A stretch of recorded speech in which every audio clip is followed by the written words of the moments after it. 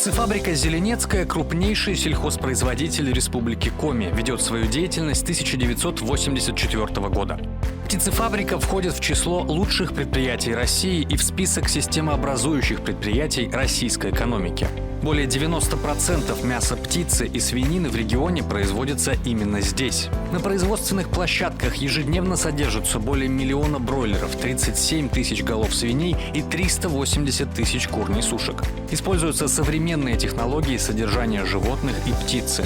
Птицефабрика «Зеленецкая» — это модернизированные цеха, высокотехнологичное оборудование, автоматизированная линия убоя и разделки.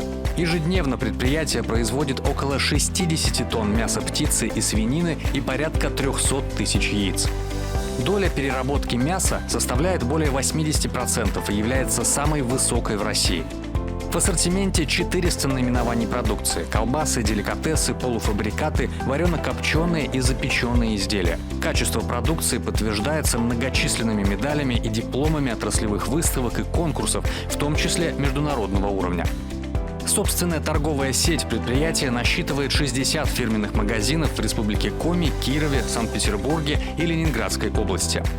Предприятие продолжает реализацию крупного инфраструктурного проекта по строительству собственного комбикормового завода. Общая стоимость проекта – 2 миллиарда рублей. Птицефабрика «Зеленецкая» – гордость Республики Коми.